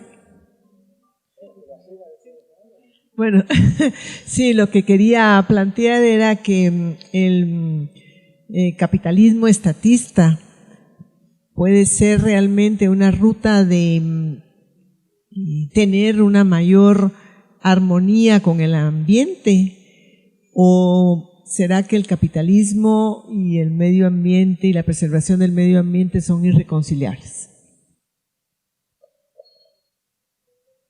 Bueno, hay 4 preguntas que yo tomaría este primer bloque, respondemos y luego pasamos a un segundo momento. Lamentablemente tenemos un tiempo más o menos medido, 8:30 tendríamos que estar cerrando la actividad. Y recuerden que hay un pequeño vinito de honor ahí. Tomo en todo caso estas 2 preguntas, ¿no es cierto? Bueno, no es, para Atilio no me pongo en el lugar de Atilio, pero de todo modo trataría de responder esto. Y la primera pregunta, bueno, y le dejaría las 2 más específicas sobre el tema de salud mental a Mayra. Decir si la humanidad aprendió o no aprendió de esto, creo que es un poco imposible, ¿no es cierto? La humanidad, es bastante amplio decir la humanidad. Por supuesto, todo el mundo, los 8.000 millones, 8.000 y tantos millones que estamos ahora en el planeta, hemos sufrido esto de diversas maneras, en diversos grados. Y claro, algo nos deja. Hubo quien, yo creo que ingenuamente, pensó que después de esta pandemia la humanidad se abuenaría, se dispararían elementos de solidaridad, de espíritu comunitario. Bueno, no, nada indica que eso haya pasado, ¿no? Es más, yo creo que eso, a partir de una crisis sanitaria como esta, es muy difícil, me atrevo a decir que es imposible que se dispare, ¿no? Las relaciones interhumanas están marcadas no solo por estas intenciones de bondad, de solidaridad a veces, sino están marcadas fundamentalmente por relaciones de producción, ¿no? Cuando se dice el modo de producción capitalista, nos referimos, bueno, palabras de quien estudió fundamentalmente esto, ¿no? Una relación social de producción, relación social que implica eso, la dinámica que se da entre grupos humanos. Modo de producción capitalista no es solo una acomodación económica, es una visión mucho más amplia, social, humanista, antropológica, cultural. Que una crisis sanitaria pueda cambiar el modo en que se da la dinámica humana, bueno, la experiencia indica que no. Que de esto podemos sacar, y se han sacado y se están sacando conclusiones, por supuesto. Los poderes dominantes están sacando algunas, por supuesto, en función de mantener su dominación. Los que no somos poderes dominantes, nosotros, y tenemos esta enorme posibilidad de estudiar estas cosas, estudiar, reflexionar, tener acceso a la academia, al estudio, a los centros de investigación, podemos sacar conclusiones. La conclusión inmediata es que el capitalismo definitivamente no ofrece salidas a la humanidad. Los grandes, acuciantes problemas de la humanidad, pese a ese deslumbrante desarrollo científico-tecnológico, no tienen respuesta. Como dijimos hace un rato, el hambre sigue siendo uno de los principales, si no el principal flagelo de la humanidad, con un mundo hiperdesarrollado en algunos sectores, con una producción mayor de alimentos de la necesaria para alimentar bien a toda la humanidad. Hoy día la comida que se produce diariamente da lugar a alimentar unos 12.000 millones de habitantes, somos 8.000, o sea, sobra comida, pero de todos modos el modo en que se establece la producción y la distribución de esa riqueza impide que eso suceda. O sea que la humanidad aprendió de esto. La humanidad parece ser que en esta fase pospandémica sigue más o menos con los mismos problemas de siempre. Una pequeña elite, lo dijo recién Atilio, y hay datos contundentes, el 1% detenta la mitad de la riqueza mundial. Hay gente que se sigue muriendo de hambre mientras ahí está la comida. Se busca agua en el planeta Marte o en la Luna, en el polo sur de la Luna, donde parece que hay recursos de agua, mientras acá en el mundo 10.000 personas diarias mueren, niños fundamentalmente, mueren por la falta de agua potable. O sea que la humanidad no ha cambiado por esta crisis, que en todo caso se prenden luces de alarma para los grandes poderes dominantes? Sí, seguramente, pero las crisis no son para abuenar el sistema, son para buscar mejores métodos de control, mejores métodos para perpetuar esta inequidad, esta injusticia estructural. No sé si esto responde a la pregunta, pero que la humanidad aprendió, bueno, sacamos conclusiones. Creo que acá se han puesto sobre la mesa hoy, rápidamente algunas. El libro pretende con una metodología científica, de ciencia social, pretende dar algunas respuestas. Bueno, ¿para dónde va el mundo? El mundo sigue yendo, de momento, y si bien hoy, un aniversario interesante, en el mismo día que aparece el libro, está apareciendo algo importante en Johannesburgo. Bueno, hasta nos podemos alegrar de eso. ¿Perdón? ¿Qué pasó entonces? El BRICS se está ampliando.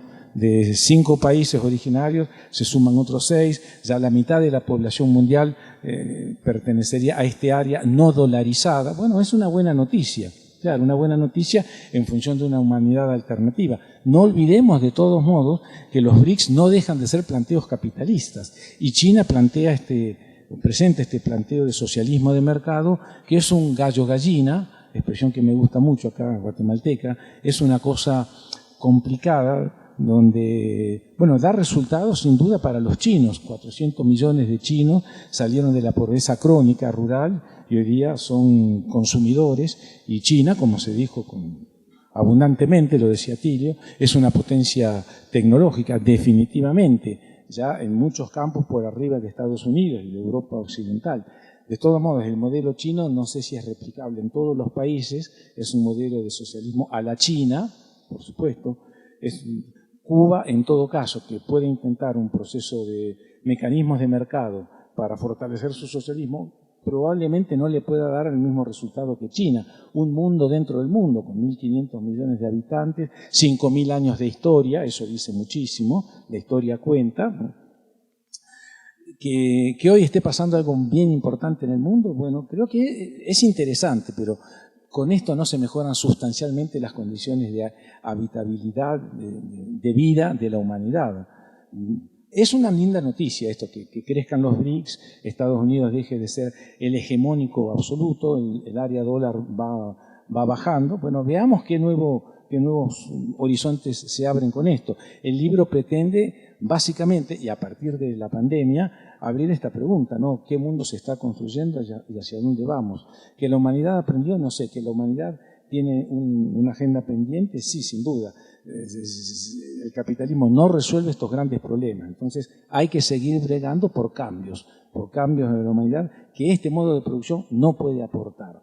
En cuanto al otro, si un capitalismo estatista puede traer soluciones, bueno, definitivamente estas casi ya 5 décadas que vivimos de capitalismo neoliberal a ultranza han ido desapareciendo el Estado. El Estado es un buen recuerdo, aunque de todos modos, cada vez que el capitalismo duro entra en crisis, ahí está el Estado salvándolo, no nos olvidemos nunca de eso. O sea, el Estado no se puede prescindir, el Estado es vital a la misma organización capitalista. Cada gran multinacional que entra en quiebra es rescatada. Lehman Brothers fue una excepción. Las grandes multinacionales que entran en quiebra, General Motors en Estados Unidos, Lufthansa en Alemania, son rescatadas por el Estado y los pagamos nosotros, la gran mayoría de a pie. Un capitalismo con mayor prevalencia del Estado, como fue después de la Segunda Guerra Mundial, este capitalismo keynesiano, socialdemocrático, bueno, claro, trae beneficios, por supuesto. Lo que sí la historia nos muestra que ese capitalismo estatista, socialdemócrata, Estado benefactor, ha funcionado en algunos sectores de la humanidad. En los países desarrollados, en los países más industrializados. Que hoy día esto se puede ver como un avance, bueno, sin duda lo es. Es que el neoliberalismo ha producido un retroceso tan fenomenal en la humanidad, un retroceso tan grande en cuanto a la acumulación de capital, de riqueza, y en cuanto a al avance social. Leyes laborales, avances sociales que se tenían como grandes conquistas en el siglo XX han desaparecido. Hoy día, por allí se dijo esto del teletrabajo. ¿Es un avance social o esto nos condena a estar encerrados en la casa? El sindicato, una forma de lucha histórica de la humanidad, va quedando en la historia. ¿Cómo formar sindicatos con población que trabaja desde su casa, conectada solo a través de un artificio de inteligencia artificial? O sea que un capitalismo estatista, bienvenido. Tal vez en Guatemala se podría abrir esa posibilidad. Lo que acaba de suceder, el triunfo obtenido por una fuerza socialdemócrata, podría hacer pensar en mecanismos de revitalización del Estado. Pero no nos olvidemos que el capitalismo es capitalismo siempre. No sé si Atilio diría esto, contestando, me atrevo a contestar esto yo a título personal. Y dejaría, porque veo que ya están trayendo ahí el vinito, dejaría la palabra Mayra, no sé si Alejandro, vos quisieras agregar algo más para esto específico que te han preguntado. Voy a hacerlo un poquito breve en términos del tiempo y mi respuesta va a ser en dos líneas. Una primera línea muy formal de lo que se conoce desde la teoría, de lo que deberíamos de hacer, de los sistemas de salud. Y obviamente, como lo menciona el compañero, gracias por el aporte, y la doctora Araceli también, muchas gracias, doctora, es efectivamente enfocarnos en una forma de vida que sea lo mejor para todos, ¿verdad? Y por otro lado, pues sabemos que desde la salud lo más importante es ese primer nivel de atención. Sabemos que hoy en día nuestros hospitales son insuficientes, prácticamente es imposible ya tener atención intrahospitalaria porque ese tercer nivel de atención, como así le llamamos, está totalmente abarrotado, obsoleto, donde no hay ya más posibilidad de una atención digna ni una atención efectiva. Entonces, debemos estar en las comunidades, debemos estar en todos los espacios que sean posibles y que sean asequibles y que donde las personas puedan llegar sin mayor dificultad a tener una atención en salud. Y antes de eso, por supuesto, todos los temas pendientes que llamamos dentro del formalismo, que es la promoción de la salud. La promoción no es el significado de hacer esos espacios los más dignos posibles para la vivencia de todos los seres humanos. Países, por ejemplo, que nos llevan muchísimo avance, ¿verdad?, promueven desde los espacios verdes, desde el uso de espacios verdes saludables, desde el cuidado de los niños de una forma digna y con un buen cuidado, en fin, muchísimas cosas que pudiéramos enumerar dentro del que entra el formalismo de la promoción. Y la atención primaria, obviamente sabemos que en nuestro país hay una brecha enormísima para lograr esta atención efectiva. Tenemos más o menos como 1000 y pico de puestos de salud y de atención de salud que no existen, ¿verdad? Que no existen. O sea, una proporción enorme de la población se queda sin ese acceso a la salud. Entonces, lo único que les queda remotamente, haciendo grandes sacrificios y sacrificando muchísimos bienes económicos muchas veces, es asistir a los hospitales, donde tampoco ya existe esa atención, por miles de razones que menciono. Ahora, más allá de ese formalismo de lo que estamos hablando, la interrogante, y tal vez lo que a mí me convoca, es ¿cómo haríamos esa atención? ¿Cómo haríamos esa promoción? ¿Cómo? ¿Cuándo? ¿Hacia quiénes haríamos esa atención primaria? Y quizá esa sea la clave, porque en lo que mi propuesta es una crítica hacia ese modelo de hacer salud, una forma formal, occidentalizada, donde nos hemos olvidado de todas esas subjetividades, donde está rehecha la cultura, esas culturas a las que pertenecemos. Entonces, cuando se habla, por ejemplo, de esa forma intercultural, que es donde emana del capítulo, es precisamente eso que hablaba, es esa presencia de varias culturas como sucede en nuestro medio, pero con una forma de interacción sumamente equitativa, situación que no se da en Guatemala, ¿verdad? Estamos totalmente aplacando nuestras culturas por un modelo occidental disfuncional totalmente, porque no entramos en ese diálogo de unas formas distintas de sentidos y de formas de concebir la salud. Son formas distintas en las cuales tenemos que coexistir culturalmente.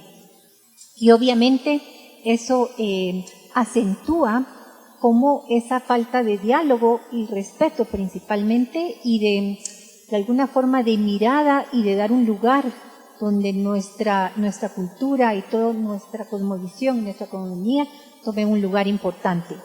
Como les decía, ni siquiera existe el término de salud mental desde la cosmovisión maya. Y por otro lado, como menciona también la doctora Ilmalicia, ¿verdad?, desde la ética del cuidado, ¿verdad?, ese compromiso moral que tenemos de hacer las cosas bien, de tener ese respeto, de tener todas esas formas, ¿verdad?, de mirar hacia los otros, pero no solo emanados desde acá, sino que también con ese diálogo que se tiene que construir equitativamente para construir formas distintas de hacer salud, ¿verdad? Obviamente podemos entrar en un montón de situaciones de presupuesto y todo que son carentes en el estado de Guatemala, pero lo dejaría, no sé, doctora, ¿verdad?, si eso, la importancia también de esa coordinación entre los diferentes niveles de atención, la importancia de cambiar esas formas, ¿verdad?, de hacer salud en general, ¿verdad?, es formas inexistentes.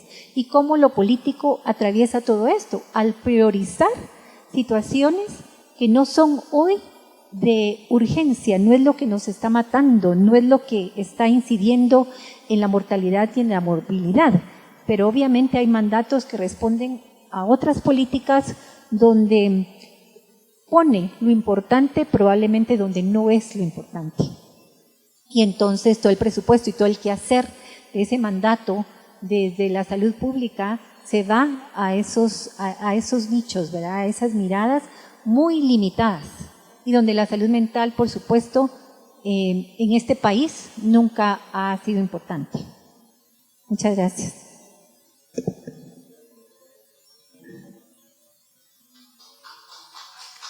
Lo que estaba preguntando Lili de si se puede hacer algo con el capitalismo, yo creo que es una pregunta importante porque es un debate que existe entre internacionalistas, entre politólogos, entre economistas, entre sociólogos, y hay distintas corrientes, ¿sí? Entonces, una de las corrientes, digamos que es la más dominante, que yo creo que se puede representar en, ¿cómo dices? Que se puede visualizar muy fácilmente, por ejemplo, en figuras como la de este señor Elon Musk, el dueño de la compañía de carros Tesla, que ahora es dueño de Twitter, de los cohetes espaciales y todo. Digamos, se encarna muy bien justamente en lo de Tesla, en los carros estos eléctricos que está produciendo, digamos, es como la nueva revolución industrial que están proponiendo, y que dice, bueno, vamos a hacer carros eléctricos y por medio de la producción de carros eléctricos vamos a eliminar la generación excesiva de gases invernadero. Eso tiene un montón de problemas, como ustedes saben, por ejemplo, el incremento de la minería, muchas veces en territorios indígenas, la explotación del litio para las baterías, este tipo de cuestiones que, digamos, ponen en cuestión la viabilidad de esa perspectiva.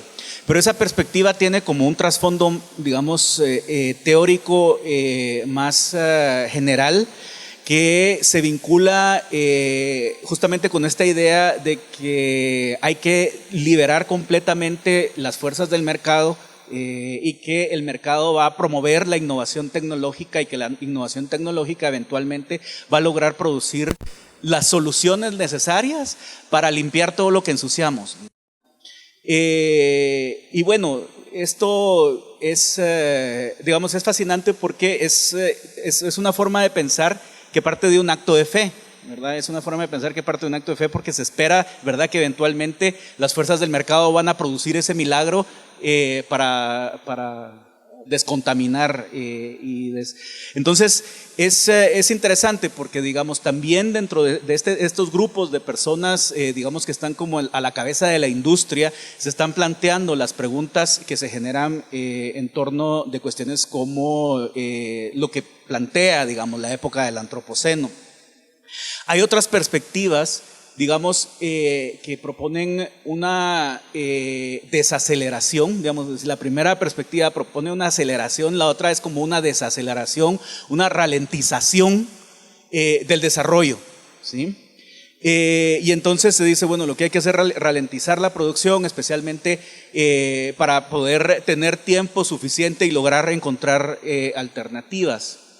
Esa perspectiva es interesante también, pero también plantea el problema, digamos, la gran pregunta por la desigualdad, por un lado, y por el otro lado, la gran pregunta que plantean naciones que están, digamos, más avanzadas, por supuesto, que nosotros en los procesos de desarrollo, digamos, economías más robustas, como ocurrió con China, como estaba mencionando Marcelo hace un rato, con la India, con Brasil, etcétera, que dice, que digamos, le plantean las interrogantes a los países del norte global, como decir, bueno, qué alegre, ¿verdad? Ustedes quemaron todo el carbón que quisieron en los últimos 200 años y ahora nos están diciendo a nosotros que, o sea, que ralenticemos el crecimiento económico y que no hagamos lo mismo que ustedes hicieron. Entonces, esa perspectiva plantea como esas dos disyuntivas, ¿verdad? Una que no soluciona los problemas de la desigualdad, por un lado, y por el otro lado, que, digamos, desde la perspectiva de las soberanías económicas nacionales se plantea como una forma de injusticia. Y luego hay perspectivas que han planteado algunos internacionalistas que son como más interesantes, que proponen una cuestión un poco más radical, que es como decir, bueno, aquí lo que se necesita es implementar una serie de políticas, pero que tienen que trascender las soberanías nacionales, tienen que verse como políticas globales y se tienen que llevar a cabo como procesos, digamos, de acompañamiento que planifiquen de aquí a 50, 100, 150, 200 años, digamos. O sea, es como decir, bueno, lo que se tiene que hacer es un programa masivo de planificación global en donde se va a tratar de resolver la desigualdad, por ejemplo, el hambre que mencionaba Marcelo. O sea, se van a tratar de resolver todos esos problemas, pero tampoco se va a dejar todo, digamos, a esperar a que ese milagro, digamos, de las fuerzas del mercado, de la famosa mano invisible, venga y resuelva, no sé, mediante un tweet de Elon Musk, todos los problemas que hay en este momento. Entonces, solo para contextualizar un poco esa pregunta.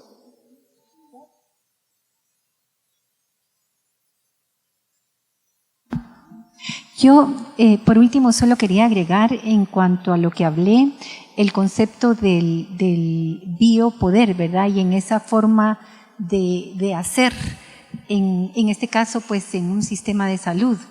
Y es un biopoder donde se circunscribe prácticamente la vida, digamos, dónde vamos a poner el poder, donde decidimos quiénes van a vivir y quiénes no. Es decir, dónde vamos a centrar nuestras estrategias de salud, a quienes queremos atender y a quienes no. Y ahí podemos sacar nuestras conclusiones cuando vemos esas brechas tan grandes donde no existe esa atención. Generalmente es en la mayoría de la población indígena donde esa atención prácticamente está inexistente, en la pobreza, donde las poblaciones remotas no tienen carreteras y donde definitivamente la inexistencia. Me ha tocado en lo personal estar en esos lugares donde muchas veces no hay forma ni siquiera en épocas de invierno, por ejemplo, de poder entrar a estos territorios. Entonces, es una forma en que el poder se suscribe en la vida de las personas. Gracias.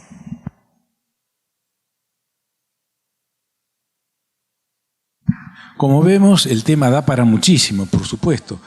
Y sin duda el libro apunta a eso, a promover debate, a dejar una inquietud, un reto, a promover debate, ampliar estas discusiones que evidentemente son vitales. Por eso la idea de este grupo que se conforma, Perspectivas, con esta primera publicación, esperemos que haya otras más, siempre en estos temas de carácter global que nos tocan absolutamente a todas y a todos, es promover perspectivas de salida, de solución a todo esto. Es más que evidente, no se puede resumir veintitantos trabajos de distintos autores y autoras, con tiempos, modalidades, estilos, recorridos distintos. No se puede resumir en una frase, por supuesto, pero de alguna manera, a modo de una muy rapidísima síntesis, lo que se quiere transmitir es que esta pandemia y toda esta miscelánea de atrocidades que vivimos hoy día, la falta de alimento, la contaminación global, la perspectiva posible de una eliminación de toda la humanidad a partir de una guerra termonuclear. Esto es un peligro abierto hoy día, real, efectivamente real. Hay hipótesis de conflicto de armas nucleares limitadas, lo cual es una locura porque no son limitadas, ¿no? Si explotan armas nucleares, las nubes radioactivas contaminarían el planeta completo, ¿no?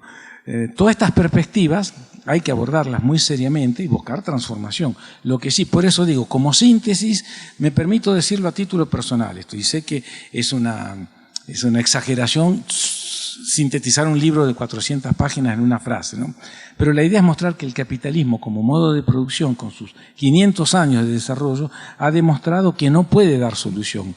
No puede, así quisiera, el capitalismo estatista, este capitalismo con una cara amable, con un rostro humano, este capitalismo abuenado del keynesianismo que se vivió décadas atrás, no ha solucionado los problemas. En todo caso, una pequeña población, un pequeño porcentaje de la población mundial ha encontrado alguna respuesta en estas propuestas socialdemócratas, pero la gran mayoría de la humanidad sigue pasando penurias indecibles. El antropoceno es una demostración de esto. Por eso, la idea es que dentro de los marcos del capitalismo no hay solución posible. Hay, en todo caso, sí, la ilusión tecnológica de, con grandes adelantos científico-técnicos, lograr respuestas fabulosas. Pero esto no se resuelve con respuestas técnicas. Esto es una cuestión eminentemente política. Por eso, en definitiva, el libro es un llamado a la práctica política, transformadora, revolucionaria. Y cierro con esto, lo digo a título absolutamente personal. El socialismo en las pocas décadas que ha existido en el planeta solucionó realmente de un modo mucho más fehaciente, mucho más profundo, problemas humanos milenarios, en 70 años, algo así. El capitalismo en 700 años no ha podido ni va a poder nunca solucionar estos problemas. Por eso esto es una invitación a pensar alternativas postcapitalistas. Yo creo que estamos ya casi en tiempo, no sé si hay más comentarios o algún comentario final de la gente, y si no, bueno, terminemos de disfrutar el vinito y están invitados a adquirir el libro, ¿no es cierto? Como somos capitalistas, se vende. Bueno, un agradecimiento especial a todos ustedes. Yo fui apuntando todas estas ideas, todas estas que surgieron de este diálogo, así que da para mucho y uno se da cuenta que está muy corto, ¿verdad? Siempre en la propuesta. Y que este diálogo permite generar también nuevas formas de ver. Agradezco en forma especial la presencia de la doctora Araceli Telles, que ha compartido sus ideas y que ha sido clave también en el proceso de salud mental en Guatemala, como directora del programa de salud mental. Gracias, doctora, por su presencia. Gracias a ustedes.